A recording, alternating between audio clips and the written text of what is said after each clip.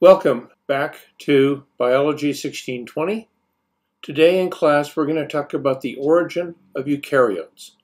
The fundamental concept that we want to bring home is that the domain Eukarya includes several major superkingdoms, all of which evolved from a common ancestor by symbiosis.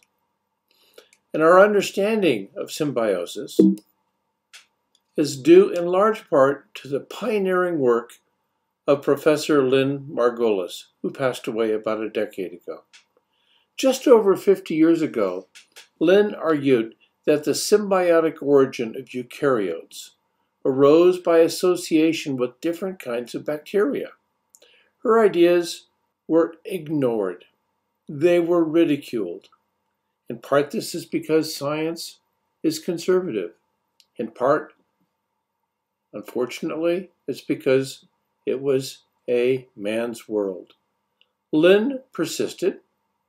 Her ideas were that eukaryotes evolved by symbiosis from bacteria, and that mitochondria and chloroplasts had their origins in bacteria. We now know this to be true, and her concepts in cell evolution are now considered to be standards in the field. For this, Lynn was awarded the Presidential Medal of Science by Bill Clinton about 20 years ago.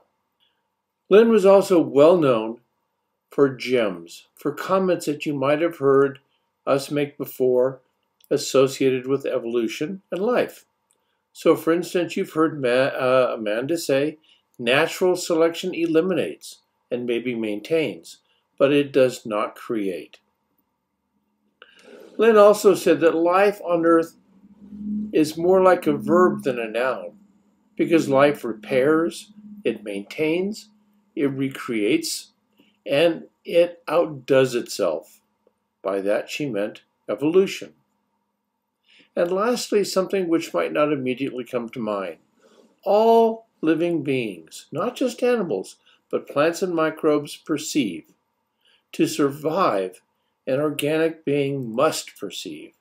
It must seek or at least recognize food and avoid environmental danger.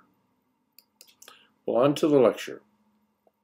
Eukaryotes as a group emerged following Snowball Earth 1. Recall the concept of Snowball Earth?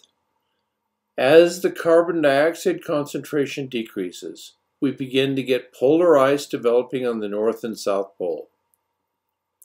If the CO2 concentrations get too low, then that freezing expands.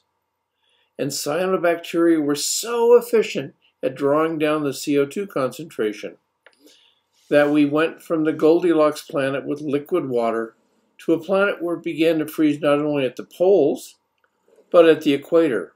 And we had a white snowball Earth. This snowball Earth, after the GOE, lasted about 100 million years. So an event took place that brought us from Snowball Earth and out of Snowball Earth. But it took 100 million years. And at that time, life was still evolving. Life was evolving underneath the ice, most likely at deep sea vents, where we had, we believe, life originating and the energy to sustain life coming to the surface in the form of diatomic hydrogen and hydrogen sulfide. So what brought us out of Snowball Earth? The strongest evidence we have is that after 100 million years of Snowball Earth, a huge meteor landed on Earth in southwestern Australia.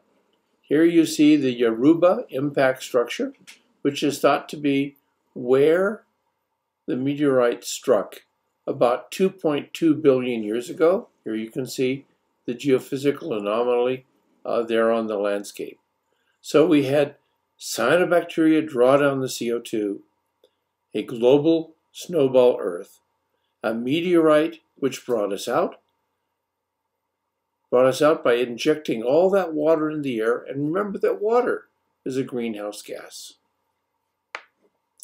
At the time we came out of Snowball Earth, we see evidence for the rise of eukaryotes as a life form that we had not seen.